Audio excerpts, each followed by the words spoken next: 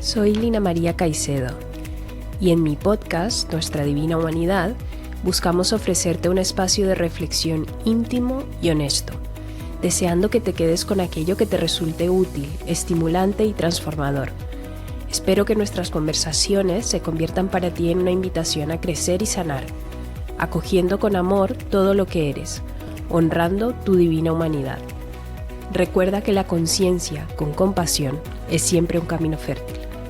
Gracias por estar aquí, por tu confianza y por tu tiempo. Comenzamos.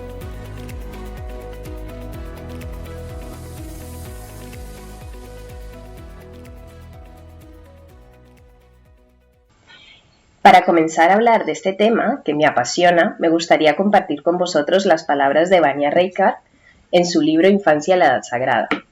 Ella es una terapeuta psicocorporal, profesora e investigadora brasilera, cuyo compromiso y defensa por la infancia se ha puesto de manifiesto en la mayor parte de su trabajo sobre la educación. Reichardt dice lo siguiente: todo niño nace con un sistema bioenergético flexible, listo para adquirir cualquier cosa que el medio ambiente imprima en su organismo y en su psiquismo con un cierto grado de persistencia. Los niños nacen sin corazas, pero se vuelven seres bloqueados en su energía y en sus emociones porque son podados por padres y educadores acorazados. Quise retomar estas palabras no para que nos culpemos por las dificultades de nuestros hijos e hijas y de las criaturas que acompañamos como educadores, sino con el ánimo de conectar con la responsabilidad que tenemos como adultos a la hora de cuidar, criar y educar a las criaturas de las que nos hacemos cargo. Hoy precisamente me acompaña una mujer extraordinaria, que desde muy jovencita asumió su trabajo con niños, niñas y adolescentes con absoluta devoción, compromiso y responsabilidad. Ella es Eva Sitko. Eva es licenciada en Pedagogía, terapeuta especializada en trauma y cofundadora de Spigar Bush, un proyecto de educación viva infantil en Barcelona, en el que Eva lleva trabajando aproximadamente 10 años. También ha trabajado con familias, niños y adolescentes desde hace más de 25 años. Le apasiona la neurociencia y eso la ha llevado a estudiar diferentes herramientas que utiliza en su vida profesional.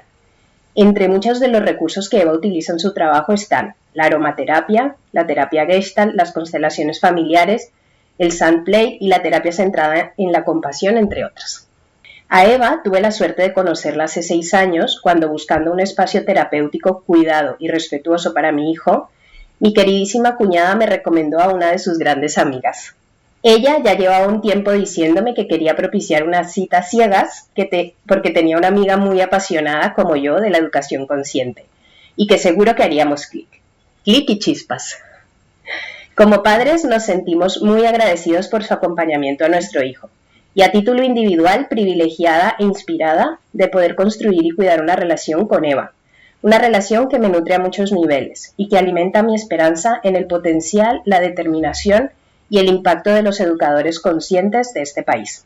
Gracias, Eva, por estar hoy en Nuestra Divina Humanidad y compartir con nosotros lo que eres y lo que haces. Gracias, Lina.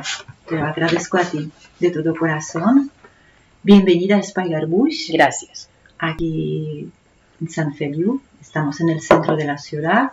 Es un espacio, como ves, pequeño, familiar, con un ambiente tranquilo, relajado, donde estamos acompañando a los niños, niñas y las familias desde hace 10 años. Bienvenida. Gracias. Nosotros dejaremos luego todos los datos del SPY, la página web, el contacto en Instagram y todo en la cajetilla de la descripción para que podáis visitarlo virtualmente y, ¿por qué no, presencialmente también? Eva, para empezar esta conversación quisiera citar un poco algo que mencionabas cuando estaba revisando un poco cómo contabas tu historia en tus redes y decías: desde los 7 años supe que quería ser maestra. ¿Recuerdas con esos 7 años qué era lo que entonces alimentaba a ti ese sueño de ser maestra? Pues la verdad que no tengo muchos recuerdos sobre esta etapa, pero sí que me acuerdo con muchísima claridad cómo yo jugaba con muñecos, con muñecas, con ositos de peluche, los ponía en una fila ahí en la pared y yo salía con un libro, les explicaba cuentos, les ponía notas Y este juego me acompañó durante muchos años, quizás hasta 11, 12 años por ahí, que era un juego de estos repetitivos que necesitaba hacer, pero también quería ser en un momento dado cantante y bailarina. Explorando. Sí. Pero sí que es cierto que esto de ser maestra... Sí que tuvo una constante en el tiempo. Sí, durante muchos años, sí. Sí, es cierto. ¿En qué momento ese sueño de ser maestra comienza a transformarse en el de estudiar pedagogía? Vale, pues vamos a explicar esto porque en realidad yo cuando fui a la universidad yo no quise estudiar pedagogía. Por el camino, a lo largo del tiempo, cuando yo fui adolescente, que tuve una adolescencia bastante solitaria, muy poco acompañada por mis padres, y a mí internamente me pasaban muchas cosas y yo me quería entender y nació en mí una necesidad de entenderme. ¿Qué me pasa? ¿Quién soy? ¿Para qué he venido aquí? ¿De qué va esto? Vivir, ¿de qué va esto? Y entonces quise estudiar psicología para poder entenderme mejor a mí y a los demás, ¿no? Pero entonces en mi ciudad, en la universidad, no había cátedra de psicología. Y pensé, voy a buscar una carrera donde hay muchas asignaturas de psicología. Y la que encontré fue la pedagogía. En Polonia, que yo soy de Polonia, nací en Polonia hace ya 50 años, los estudiantes de pedagogía estudian muchísima psicología. Y pensé, bueno, pues mira, entro a la pedagogía y a ver qué pasa. Y ahí me enamoré de la educación, de acompañamiento a las familias, a los niños. Ahí me pasó también algo internamente y ahí me quedé. Llevas 25 años trabajando con niños y niñas, adolescentes y familias. Sí. Como pedagoga y posteriormente como terapeuta. O sea que finalmente encontraste tu camino ahí paralelo con la psicología. Con una devoción y un compromiso que a mí me inspira profundamente, como ya lo he dicho. ¿Qué situaciones concretas de tu vida te gustaría compartir que desde pequeña y hasta ahora sientes que han motivado y nutrido ese camino? Ay, qué pregunta tan profunda, Ina. A ver, ¿por dónde empezaría? Que a mí me gusta hablar de estos temas, pero claro, el podcast no puede durar 4 horas. Bueno. Bueno, o hacemos fascículos. Mi infancia fue, claro, yo nací en 74. Son tiempos, bueno, fueron tiempos de una educación, yo diría, bastante autoritaria. Ahora, por suerte, han cambiado muchísimas cosas, tenemos más conciencia, vemos de otra manera infancia, a los niños y niñas, damos mucha más importancia a la educación emocional. Pero entonces, bueno, eran otros tiempos, otras maneras de hacer, otras maneras de acompañar o de no acompañar directamente. Y entonces yo fui una niña muy solitaria. Mis padres trabajaban muchísimas horas. De hecho, a mí mis padres me dejaron en una escuela Bresol con 4 meses, muy pequeñita, como bebé. Entonces yo creo que ya desde entonces ya mi sistema nervioso se empezó a desregular. Ya llegaremos al tema del trauma y de regulación del sistema nervioso. Pero aquí ya lo dejo porque es un tema muy importante. Y esta sensación de soledad creo que me ha acompañado durante muchísimos años. Y ahí creo que nació en mí quizá esta semilla fue como, esta soledad fue como una semilla que empezó a crecer, primero como un malestar y luego como una necesidad interna muy grande de entenderme, por qué estoy como estoy, qué me pasa, por qué me pasa, y sobre todo como un deseo muy profundo de poder estar mejor, de poder cambiarlo, de poder estar de otra manera yo conmigo misma y con los demás. Y me acuerdo que esto me acompañó ya durante la adolescencia y luego posteriormente. Entonces, claro, aquí se unen las ganas de conocerme, de conocer ser humano, de conocer cómo funciona nuestra mente, nuestro mundo interno. Y luego también, a la par, cómo podemos educar a los niños, cómo les podemos acompañar para que no se sientan así como me sentía yo durante tantos años. Pero si te entiendo bien, durante la adolescencia como que emerge todo eso, ¿no? Que has vivido durante todos esos años, y entonces se mueve algo dentro de cara a el cómo me entiendo, ¿no? Y cómo busco herramientas para entenderme. Y cuando gira esto un poco en el decir, ostras, esta es mi experiencia, ¿no? Esta es mi historia, mi biografía, y qué importante es enfocar eso de cara a acompañar a los niños. ¿Esta pregunta o esta reflexión surge ya cuando estás haciendo la carrera o antes de hacer la carrera de pedagogía? Antes de la carrera, y mi deseo era estar bien, poder cambiar. Vale. Como diciendo, yo desde la inmadurez de un adolescente, yo decía, yo no quiero estar como estoy, yo quiero estar de otra manera, yo quiero estar bien, ¿no? Y luego, durante la carrera y posteriormente, era deseo, vale, yo ya sé, ya empiezo a tener más herramientas para ver qué puedo hacer yo por mí misma, para estar mejor.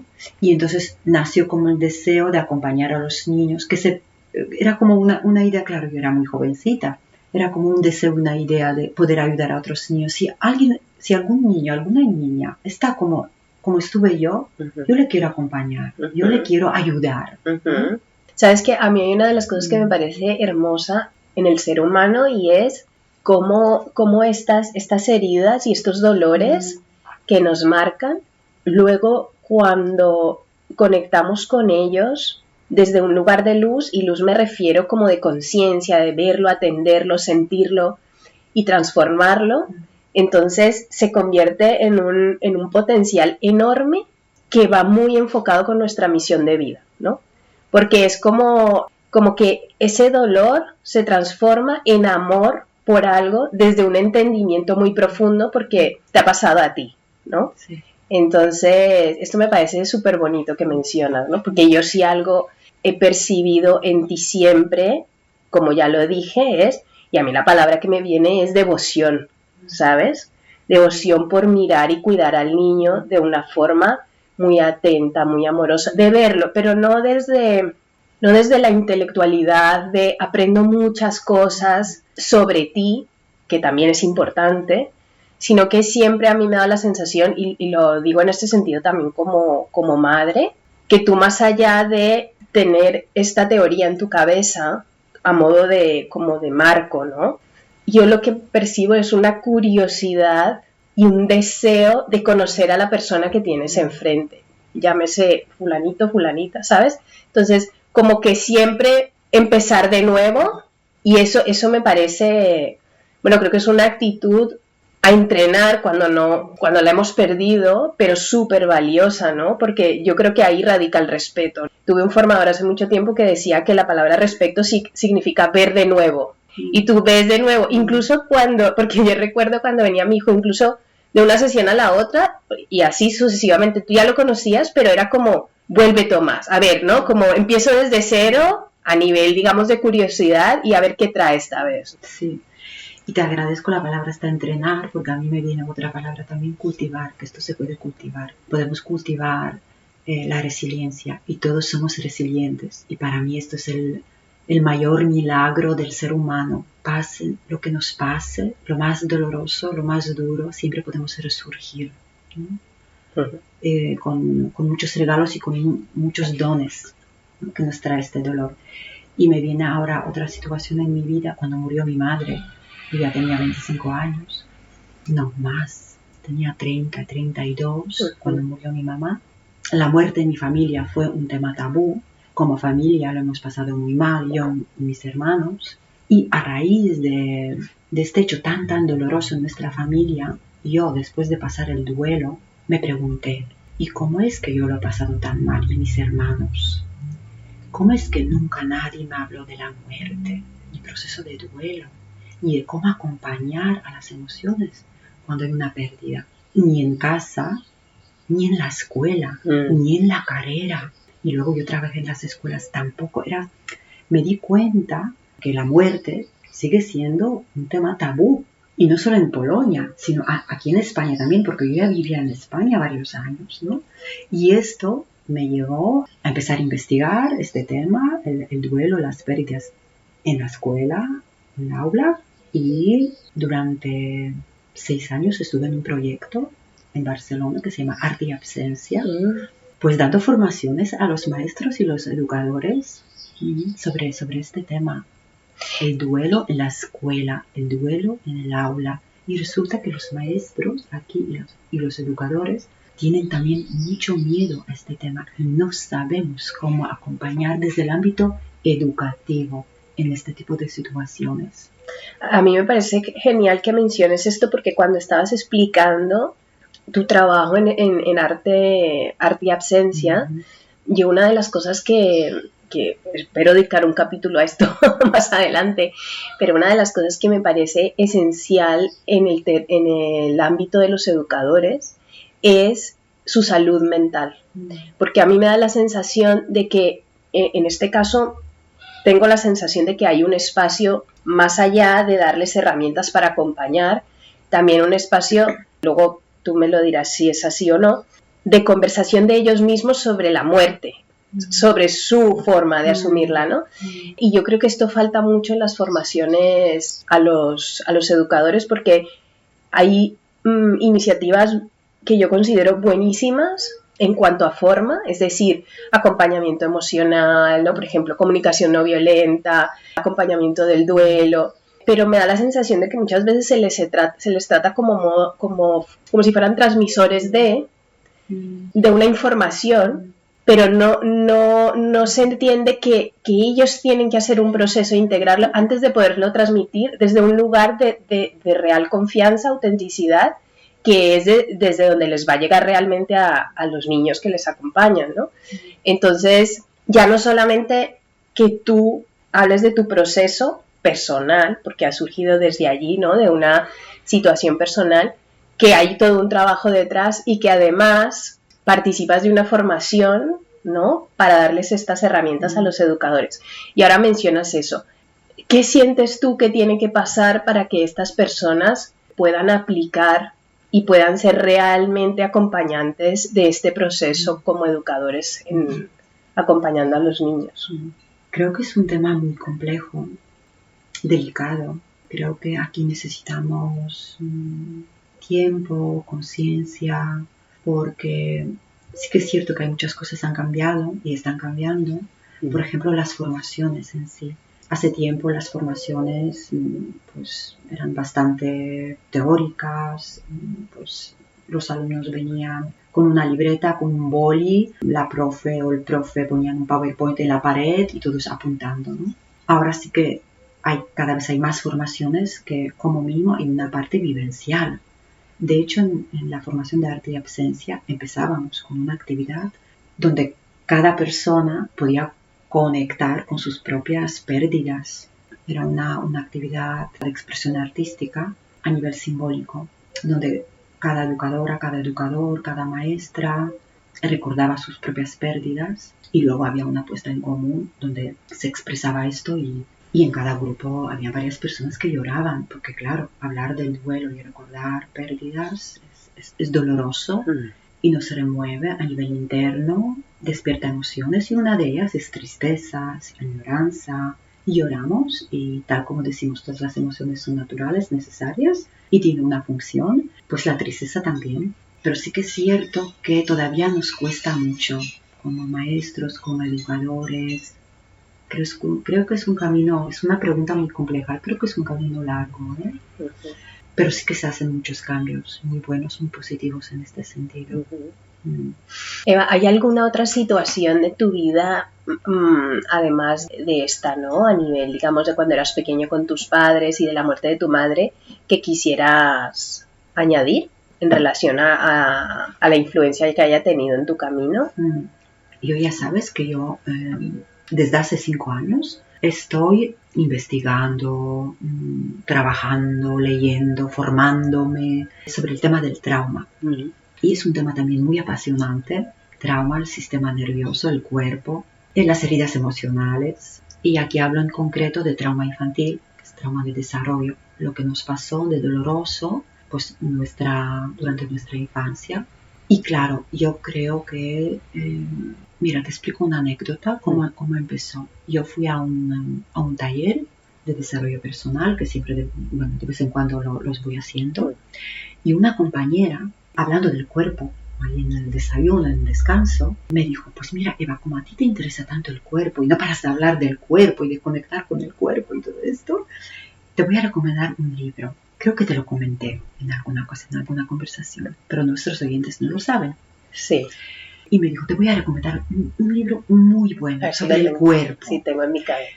Y yo, claro, pues va, me lo apunto. Y me dio un título, el autor, yo me lo apunté, pasaron días, yo voy a la librería, busco el libro, lo compro, me lo llevo a casa, un tocho así gordo, y lo empiezo a leer. Digo, cuerpo, vale, yo quiero saber más del cuerpo, ¿no? Lo empiezo a leer y digo, pues aquí de momento, pero bueno, a lo mejor más adelante sí que va a hablar del cuerpo, pero de momento no habla mucho del cuerpo. Y lo sigo leyendo y resulta que el libro, que trata obviamente de alguna manera muy sutil, habla del cuerpo, sí, tanto, pero sobre todo el tema clave, el tema gordo del libro, era el trauma. ¿Y qué me pasó leyendo este libro? Empecé a recordar mi infancia y mi adolescencia. Wow. Leyendo página tras página, me venían imágenes como flashes, ¿sabes? Y digo, claro, es lo que me pasa, es eso. Yo tengo trauma infantil. Leyendo el libro me di cuenta de eso. Recuérdanos el título del libro. El libro se titula, y lo recomiendo de todo corazón a todos que quieren saber un poquito más sobre el cuerpo y sobre el trauma.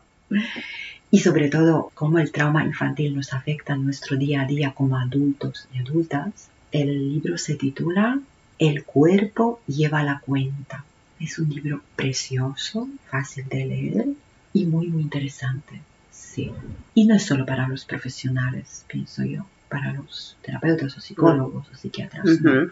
Creo que es para todos. Para todos, sí, exacto. Y este libro me abrió una ventana muy importante, muy grande, y empecé a investigar más, luego formarme y claro, y ahí llegó este momento, digo, claro, yo tengo sistema nervioso desregulado desde muy chiquitita. Yo creo que incluso aquí hablo de la gestación, mientras mi madre estaba embarazada.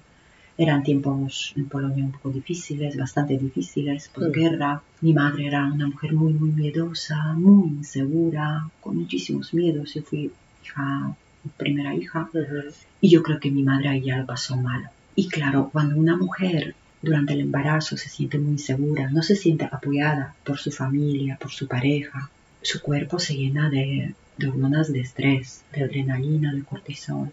Y obviamente entonces el cuerpo del bebé también. Yo nací ya con el sistema nervioso desregulado por ese motivo.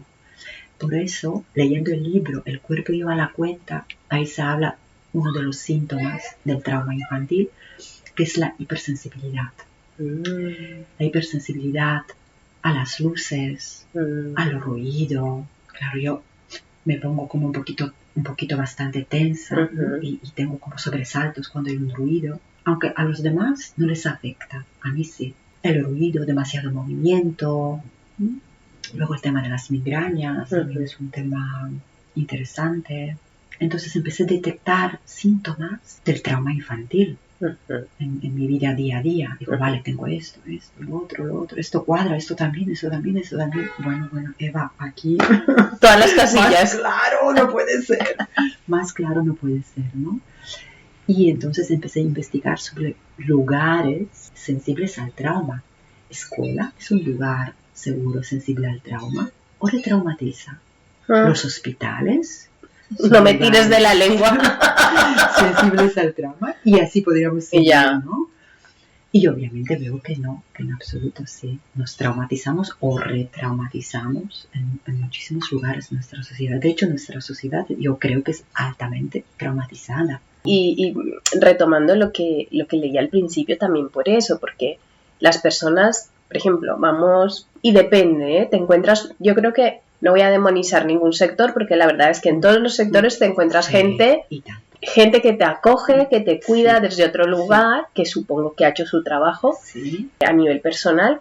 Entonces, pero es muy habitual por lo que tú dices, porque todos, si tiras hacia atrás generaciones, pues eso, nuestros abuelos fueron criados por unos bisabuelos con sus propios traumas, estos abuelos criaron a nuestros padres con sus propios traumas, y así sucesivamente, ¿no? Y si nunca te paras a tirar del hilo y a trabajar eso, indefectiblemente tú vas a criar a tus hijos con esos traumas, ¿no?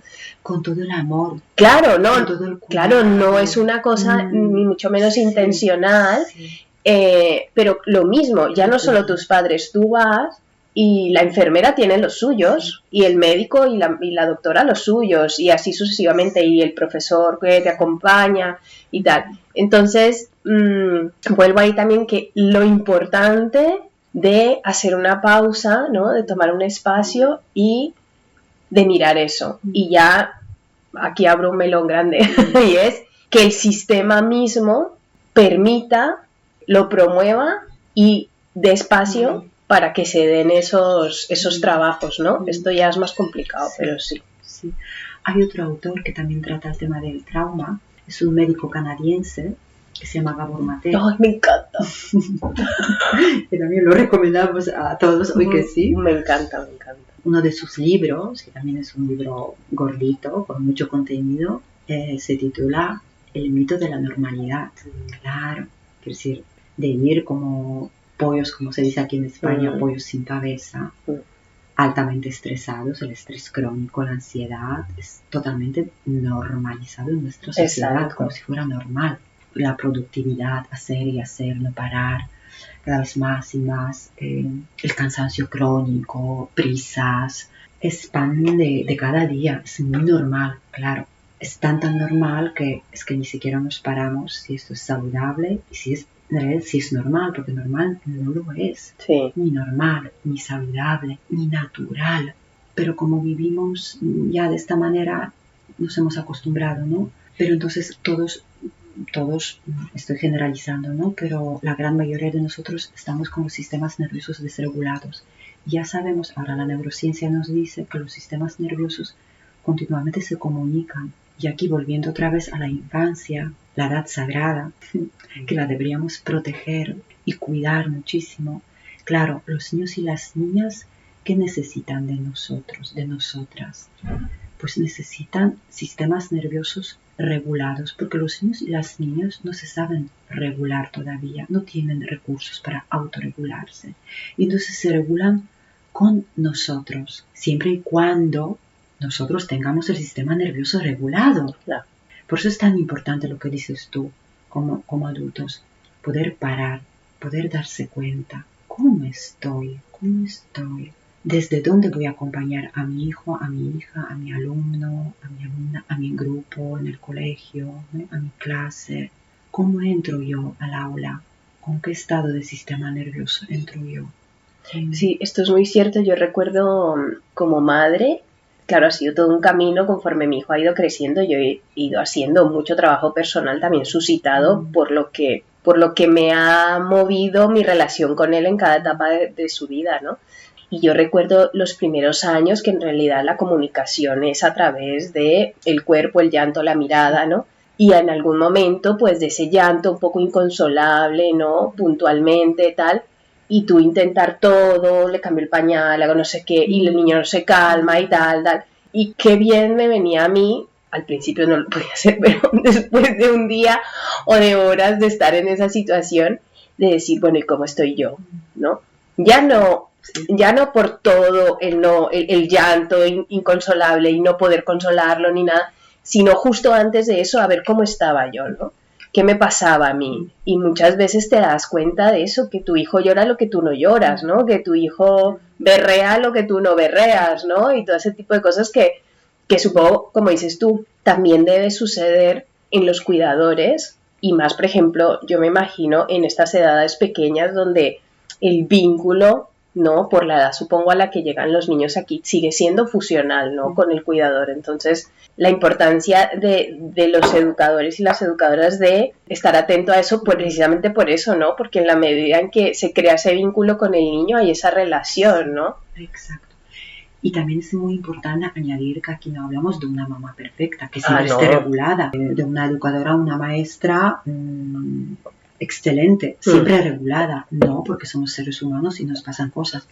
pero sí que es importante poder darse cuenta para poder cambiar esto, tener como mínimo intención, para tener recursos de autorregulación como adultos, ¿vale?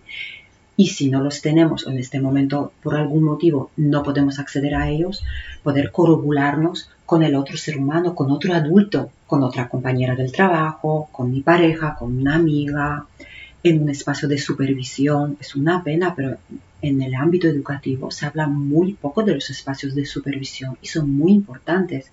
Es más habitual la supervisión dentro del ámbito terapéutico, de psicología, pero en el ámbito educativo también los necesitamos. Sí, y aquí quiero hacer un inciso y no hablamos de la supervisión de ya tienes hechos los informes, No, o sea, no de en términos burocráticos, esa no es la supervisión de la que estamos hablando de la supervisión del profesional como ser humano y como persona que le pasan cosas delante de los niños y de los compañeros y del director, y a ese tipo de supervisión nos referimos. De este tipo de supervisión hablo y existe porque yo he participado varios años en este tipo de supervisión. ¿Y qué te pasa? ¿Existen los espacios educativos? ¡Ah, qué maravilla! ¿Sí? ¿Existe? Espacios de supervisión dentro del ámbito educativo. Y tanto que existen. Qué bien. Pero no son muy habituales. ¿Y dentro de la educación tradicional, Eva? También. Pero aquí, claro, ¿de qué depende? Depende de la conciencia, de la dirección, de las ganas. No tanto de la dirección, porque no se puede obligar a nadie a hacer nada por estar mejor, sino ya más a nivel individual. Pero, por ejemplo, si digamos desde la dirección hay esa, ¿cómo se dice? Esa disposición a ofrecer este espacio, ayuda. Claro, no se va a obligar, no, ni mucho menos, porque entonces ahí se iría en contradicción con la esencia del espacio, ¿no? O sea, si es obligatorio ir a esto, no. Pero es como existe, ¿no? Un ambiente de confianza, genial que sea externo para que no haya... Dar la información. Exacto, para que haya como una cierta neutralidad y que las personas se sientan seguras en compartir allí. Ayuda, obviamente ayuda. Sí, y existe. Sí, ¡oh, qué maravilla! Bueno, existen. Sí. Hay una luz de esperanza. Sí, hay un spy aquí estamos en Sant Feliu, en Barcelona, que se llama BES, que es maravilloso y ahí hacen muy buena supervisión para los profesionales del ámbito educativo. Esta información también la vamos a dejar en la descripción. Sí, ahora estaba pensando que hay que pasar. Bueno, tiene una buena página web, están en redes sociales. Sí, y son de plena confianza, sí. Y los recomiendo. Yo quisiera ir un poco hacia atrás porque explicabas tú y decías, no estamos hablando de padres perfectos, de educadores perfectos, ni mucho menos. La esencia de este podcast, si nos habéis escuchado antes, claramente es acoger todo lo que somos. En esencia, este es un espacio de reflexión sobre esa humanidad, ¿no? Que somos. Pero también parece importante a nivel del trauma infantil, sobre todo para que las personas que nos estén escuchando no conecten con la angustia ni la desesperación, y es, creo que tú sabes más de esto y corrígeme por favor si me equivoco, pero hace poco escuchaba una entrevista del doctor Gabor Mate y él decía que como la definición del trauma, por ejemplo, que se maneja no es lo que te pasó, el hecho en sí concreto, sino lo que internamente sentiste con lo que te pasó, ¿no? Y entonces él decía que la esperanza es que esto siempre se puede sanar, ¿no? En la medida en que nos damos cuenta se puede sanar. Entonces, de allí la invitación que estamos haciendo a que los adultos, desde ese lugar como de conciencia, podamos decir, vale, o sea, si yo me doy cuenta, lo puedo sanar. Si yo he metido la pata mucho como madre cuando mi hijo era pequeño, o sea, si ahora me vuelven a poner allí, hay cosas que no haría, ¿no? Pero dices, vale, me doy cuenta, pues aunque mi hijo sea un adolescente, pues ahora vengo y acompaño esas cosas que a lo mejor en ese momento se generaron porque no hice o porque hice determinadas cosas y tal, ¿no? Entonces, como que siempre hay esa posibilidad de sanar a través del vínculo eso que sucedió, ¿no? Sí, siempre. Por eso al principio de la entrevista mencioné la palabra resiliencia. Claro que es posible y tanto dentro del vínculo. De hecho, dicen que nos traumatizamos en vínculo con el otro y nos sanamos en el vínculo con el otro. Para la sanación necesitamos al otro. Entonces, cuando hablamos de niños o de adolescentes, claro, el vínculo mayor que podemos ofrecer de seguridad, del apego seguro, es entre los padres, ¿no? La mamá o el papá. Pero, por ejemplo, otro vínculo también que es muy bonito y ayuda a sanar traumas es el vínculo terapéutico. Porque en soledad, también hablé de soledad, ¿no? Ujú, Me sí. acompañó la soledad durante tantos años. Claro, en soledad, aunque yo me doy cuenta, leyendo el libro, el cuerpo lleva la cuenta que yo tengo un sistema nervioso con huellas traumáticas. Ujú. Por mucho leer, por mucho formarme, yo no lo puedo solucionar del todo. Necesito al otro, necesitamos al otro. Sí, en soledad no lo podemos hacer. Entonces yo necesito ahora en este sentido, por ejemplo, un terapeuta, necesito crear con él vínculo de seguridad donde mi sistema nervioso se va a sentir seguro para poder renegociar el trauma, reprocesar todo esto lo que está dentro de mi sistema nervioso. Porque tal como has dicho, el trauma no está en el hecho, sino que está en el cuerpo, en el sistema nervioso de cada uno. Lo que a uno le puede traumatizar, al otro no necesariamente. Entonces, Y Eva, una cosa que me gustaría, porque cuando estábamos hablando de hacer este podcast y me ibas explicando cosas de tu historia, hablamos de Spygar Bush, ¿vale? Que yo una de las preguntas que tenía era un poco, ¿no? ¿Cómo te desvinculas de la escuela tradicional después de tanto tiempo y cómo creas este espacio? Y me gustaría que me explicaras esto, pero quisiera hilarlo con lo que estamos hablando del trauma, porque recuerdo que cuando estábamos hablando, ¿no? Me hablabas, bueno, y hemos hecho esto y creado lo otro y tal. Y ahora, en los últimos años que has estudiado trauma, has dicho, ostras, y sin darme cuenta, en realidad, lo que construimos y quisimos construir desde un principio con Spygar Bush era un espacio sensible al trauma infantil, ¿no? A modo de, yo supongo, de un espacio donde estas criaturas puedan encontrar en los vínculos con vosotros un espacio para sanarlos, pero también de prevención, ¿no? De aquellos... todo. Claro. Sobre todo. ¿Nos podrías explicar en qué momento, durante tanto tiempo, porque si hace 10 años creaste este espacio y llevas 20, o sea, 15 años más o menos trabajando en ámbitos tradicionales, más o menos, de educación? A ver, si yo llegué aquí con 25 años, a España, pues no, yo estoy 25 años trabajando aquí en España ya en el ámbito educativo. Pero tradicional, ¿cuánto tiempo? O sea, antes de Spygar Bush. Pues tradicional, sí. Sí, 25, sí, empecé, vale. Sí. ¿Y en qué momento, me gustaría que me mencionaras como qué cosas en concreto te dicen, bueno, quiero buscar como sinergias con otras personas que tengan esta mirada parecida, que estén interesadas para crear un espacio en la primera infancia con estas características, ¿no? Un espacio de educación viva, un espacio sensible al trauma, que en ese momento no le llamabas como tal, pero sí que iba orientado a eso. ¿Qué te hace tomar esa decisión? Claro, fue un proceso largo, se fue gestionando durante mucho tiempo, mientras yo pues me estaba formando en diferentes enfoques terapéuticos, estaba haciendo pues también mi propia terapia, leyendo, investigando mucho y luego pues observando lo que pasa en las escuelas y lo que me pasa a mí y lo que pasa a mis compañeras. Y entonces, claro, lo que sabemos que las necesidades básicas de los niños, cuando hablamos de la etapa 03, es sobre todo la presencia acompañamiento. Y en las escuelas tradicionales no es que no haya intención de hacer esto, obviamente sí que la hay y hay muy buenos profesionales que trabajan en las escuelas tradicionales, pero el sistema no la apoya del todo, incluso podría decir que a veces o a menudo lo dificulta. Y aquí hablo en concreto de las ratios.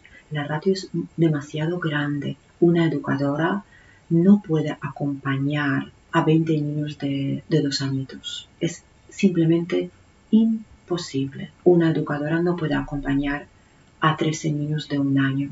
Es simplemente imposible. Y una educadora no puede acompañar a 8 bebés ella sola. También es imposible. Entonces, ahí hay también mucho malestar. Y desregula no solo a los niños, sino también las educadoras que no tienen suficientes manos para atender tantas necesidades físicas, fisiológicas y sobre todo emocionales. Y a mí lo que me desregulaba mucho, ahora utilizo esta palabra de desregulación, y me activaba mucho, era sobre todo la etapa septiembre-octubre, cuando hay, ¿cómo se dice aquí? La adaptación, familiarización, esta etapa cuando los niños empiezan el cole. Ay, sí, hablemos de esto, que esto es un temazo en mayúsculas. Yo siempre lo escucho en septiembre y octubre a las madres, escucho personas profesionales que hablan del tema, y habiendo sido madre, tengo que decir, siendo madre y habiendo vivido esta etapa, que en ese momento no estaba para nada conectada con esto, y llevé a mi hijo a una escuela tradicional. Tengo que decir que no encontré el respeto, el tiempo, al ritmo, sobre todo el respeto al ritmo, que pude encontrar más adelante cuando cambiamos de educación, pero sí que es verdad que notaba ciertas cosas como el niño llora y pues la educadora viene y le da una galleta a María, no, pero ya ha dejado de llorar, ¿no? Y desde mi ignorancia como madre, yo había algo en el cuerpo que me decía que por ahí no, o sea, algo me molestaba, me iba inquieta, pero en ese momento también, ¿no? Como no había hecho ese trabajo, era como, bueno, digo yo soy la madre, digo yo que ellos son los que saben. Y me iba. Y pequeñas cosas así que dices, uy, a mí hay algo aquí que me rechina, pero no sé lo que es. Y me encantaría que nos explicaras sobre esto, porque sé que de cara, como madres y padres hay inquietud, y seguramente, como dices tú, como educadores, cuando deseas hacer el trabajo desde un lugar y no tienes los recursos, debe ser bastante frustrante. Sí, mucho, mucho. Yo creo que es una etapa difícil para todos, para los niños y niñas, sí.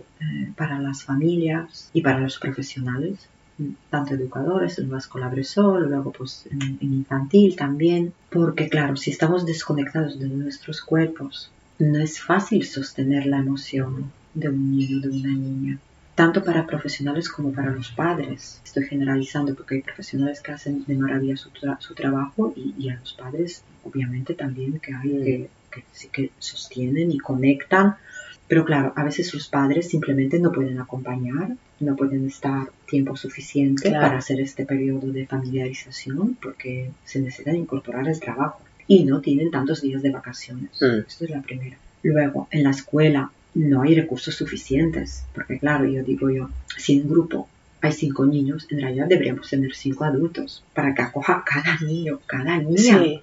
Es que esta sería la necesidad biológica. Sí.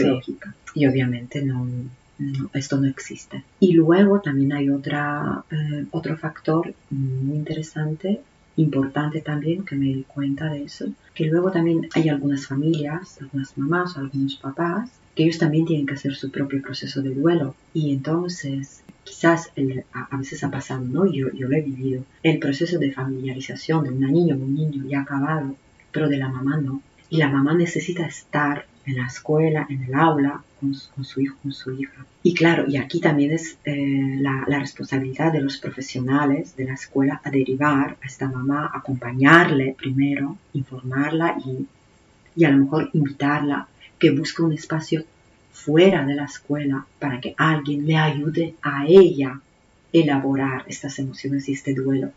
Porque la escuela no es el lugar más adecuado, y el aula, estar al lado de su hijo. Cuando el niño ya ha hecho su proceso. Exacto. Y la mamá no es capaz de separarse, ¿no? Entonces, claro, encontrar un equilibrio entre tantos factores no es nada sencillo, ¿no? Luego también es cierto que la presencia, porque a veces se dice, ¿no? La escuela está abierta para las familias, el tiempo que las familias lo necesiten. Pero también es cierto que hay que cuidar el grupo de niños y la presencia de los adultos. Los adultos traen una energía también diferente, ¿no? Entonces, claro, ¿qué cuidamos? Al grupo que se altera a veces cuando hay 3, 4, 5, 7 adultos por ahí, que no todos los adultos pues también atienden indicaciones, ¿no? De los profesionales y a veces pues quieren ayudar o jugar o hacer esto o lo otro, ¿no? Entonces, yo he visto y he hablado con mis compañeras que dicen, en vez de acompañar a sus hijos, más molestan que otra cosa. Entonces, si tienen que molestar, pues mejor que marchen, ¿no? Pero incluso en esos periodos, en este caso, hablas de cuando ya el niño ha hecho el proceso, pero el padre o la madre no. En el caso en que el niño está haciendo el proceso de adaptación y necesita ese adulto de referencia con él o con ella, y encontráis esto, ¿no? Que a lo mejor es un adulto que le cuesta como ubicarse en su rol dentro de este proceso. Tenéis una directriz cuando van a empezar las adaptaciones, como por ejemplo decir, yo qué sé, qué cosas se pueden hacer, qué cosas no, cómo os gustaría o cómo estaría bien que estuvieran en el espacio. A nivel como muy general, no hay unas normas, 10 puntos, esto lo tienes que cumplir, porque cada adulto es diferente, trae una energía diferente, cada grupo también es diferente. A veces nos ha pasado, yo también he visto en otras escuelas, que a veces bienvenida a las familias y 2 o 3 mamás que están ahí porque nos ayudan a regular y acompañar a los demás niños, ¿no? Porque tenemos más manos, ¿no? Pues una mamá ahí con 2 o 3 explicando un cuento, ¿no? Otra mamá por ahí, pues limpiando lágrimas de un niño que ha caído. Sí, pueden ser un recurso también. Sí, obviamente, tanto. Por eso digo que es un tema delicado y depende de muchísimos factores, depende de la actitud, ¿no? De las familias, también de la actitud de las maestras, de las educadoras. De los espacios y las salas grandes, pequeñas, porque claro, si el aula, ahora estoy pensando, si el aula es muy pequeñita y tantos adultos y tantos niños, pues también hay una energía, ¿no? Que cuesta un poco. Pero, por ejemplo, aquí nosotras en Spike Gardens, que tenemos el patio muy grande, la puerta está abierta, podemos entrar, salir. También la energía se mueve de otra manera, ¿no? Entonces, claro, pues es complejo el tema, es complejo. Pero sí que se puede hacer. Y yo creo que se debe hacer. Y se debe hacer. Y es bonito hacerlo. Y las familias lo agradecen muchísimo.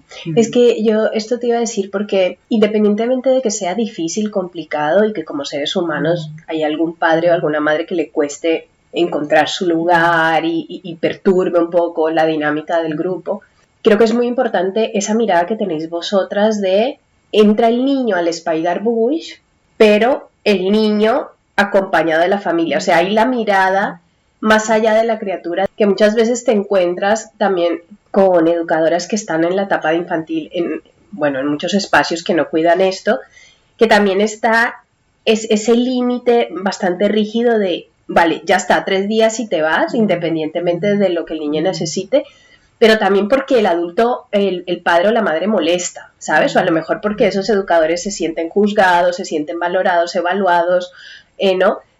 Yo creo que en la medida en que tú como educador, que no, pues, vuelvo y repito, que eso no deja de hacer que sea compleja la situación como tal, ¿no?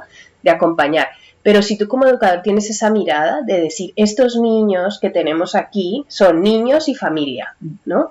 A lo mejor hay una mirada más compasiva hacia allí que te permite marcar esa estructura de una forma más amorosa, pero marcarla. No estoy diciendo que puedan entrar ahí y hacer lo que quieran. Y poder decir, tener esa como concesión, ¿no? Esa alternativa de decir, a lo mejor tu hijo ya ha terminado el proceso, veo que a ti te cuesta, veo que lo estás pasando mal y sugiero que busques un espacio tal, ¿no? No es como cierra la puerta y apáñate tú como puedas, ¿no? Porque también, ya no solamente por una mirada compasiva hacia el ser humano, sino también de cara a, como educadora de ese niño, sabes que el proceso que esté viviendo su madre o su padre le va a afectar también. Obviamente, y tanto. Como los sistemas nerviosos y cuerpos se comunican constantemente, los corazones, el sistema hormonal. Claro, para nosotros es muy importante que los padres, a la medida de lo posible, se vayan de aquí. Como mínimo, si no tranquilos, porque a veces sí que van con lágrimas, ¿no? En los ojos, porque llevan su propio proceso. Claro. Como mínimo, confiados. Claro. ¿No? He dejado a mi hijo, a mi hija en buenas manos y confío. Y esto da cierta tranquilidad. Porque nosotras vemos que cuando los padres no van bien, no se van bien, muy agitados, los niños no están bien. Claro. No, obviamente, esto es importantísimo, cuidar este aspecto. Para terminar este podcast maravilloso y esta conversación que hemos tenido, yo tengo una parte que se llama Divinamente Humanos, ¿vale? Y son frases, son 5 preguntas de respuestas relativamente cortas, una palabra o una frase, ¿vale? Entonces, ¿qué es lo primero con lo que conectas cuando escuchas la siguiente frase? Nuestra divina humanidad. Uy, qué pregunta tan divina. Y yo conecto con sistema nervioso regulado. Mira. Con la salud. Creo que esa está en nuestra parte divina. La salud, el equilibrio interior y la paz interna que podamos tener y que anhelamos tanto, como yo anhelo tanto, y creo que como sociedad nos iría muy bien. ¿Cuál es la característica humana que más miedo te da y por qué? La característica humana, pues lo que en algunos momentos durante esta conversación ha salido, la inconsciencia que tenemos. Creo que la conciencia y la información es un gran poder. ¿Y la inconsciencia por qué?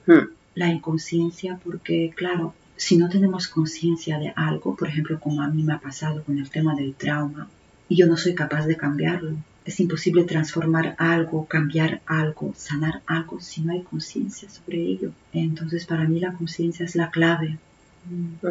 Y luego, querer hacer algo, obviamente, pero esto ya es una decisión. Yo estoy consciente de tal cosa y decido, pues, Segundo no hacer paso. nada o hacer, pero como mínimo desde esta parte adulta responsable. ¿Y cuál es la que más te inspira del ser humano y por qué? La que más me inspira, a mí personalmente, la paz mental. Es lo que anhelo en mi vida y que deseo, lo que deseo a nuestra sociedad. Eva, de todas las características que se suelen asociar a las niñas y a los niños, ¿cuál en este momento de tu vida recibirías con los brazos abiertos? Un niño espontáneo, alegre. La espontaneidad y la alegría. Sí. Vale. Juego, que no hemos hablado del juego. Juguetona. Sí, por eso te dije yo que quedaban cosas. Ahora... Es muy importante el juego que es en la vida de los niños y niñas y que poco juegan. Sí. Y que poco y que mucho que tengan que aprender tan rápido y tan pronto. Todo el tema de la escritura con 3 añitos. A mí me da mucha pena porque yo vengo de otro sistema educativo. En Polonia los niños no van al cole hasta 7 años y juegan durante los primeros 6 años, solo juegan. Sí, esto daría para hacer otro podcast porque yo pienso y que poco jugamos los adultos. Sí, exacto. Pero ¿por qué jugamos tan poco? Porque no hemos jugado siendo niños. Porque ya se nos olvidó. Sí. Porque jugamos tan poquito, ¿no? Sí. Pero yo sí que sigo jugando. Yo no me olvidé de jugar. Porque pude jugar durante 6 años, ¿no? Qué bien. Entonces, una niña espontánea, un niño espontáneo, alegre, juguetón. Yo sí, pues apuesto por estas características. Eva, yo sé que eres una lectora incansable. Sé que te lo voy a poner difícil, pero si te pidiera una recomendación literaria para cada uno de los siguientes temas, ¿cuál sería? Por ejemplo, algún libro que hable sobre el rol del educador. Uy, pues aquí me has pillado. No me viene uno. O de educación, o ninguno.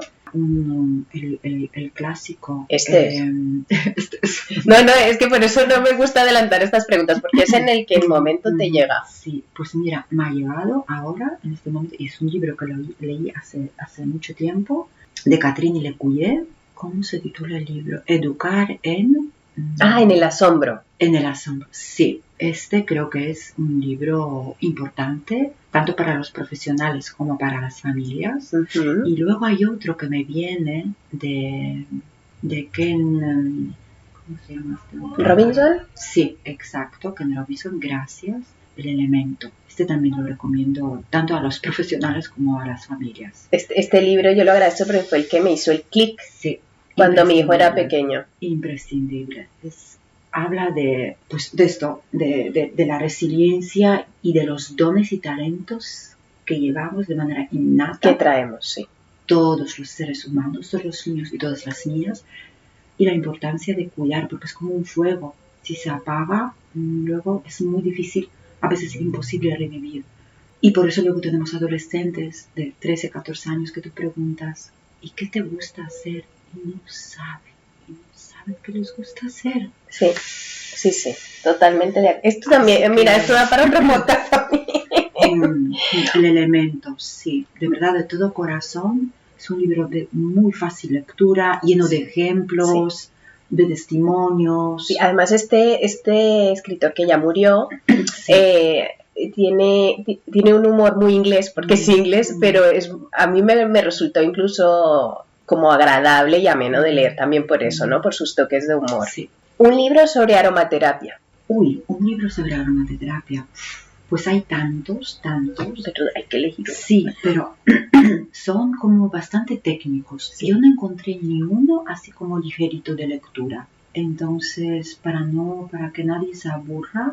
Pero sí que hay uno que no es complicado, bastante fácil si a alguien le interesa el tema, que se titula Aromaterapia energética. Te habla de aromaterapia y ayurveda. Y es un libro muy, muy interesante. Pondremos todas las referencias en la descripción, ¿vale? Un libro sobre juego. Pues mira, Andrés Stern tiene varios libros y uno de ellos se titula Jugar. Es precioso. Yo lloré cuando lo leí. Es muy bonito. Es de un hombre que no fue a la escuela. Y ahora el último libro, escribió más, que se titula, que también está muy bien, El entusiasmo. Uno sobre desarrollo infantil. Pues mira, de la autora que has mencionado al principio, y con ella hemos empezado, y creo que con ella vamos a acabar, La infancia edad sagrada. Vale, y yo tenía otro, no sé si lo quieras cambiar, era Trauma, nos quedamos con el del cuerpo lleva la cuenta.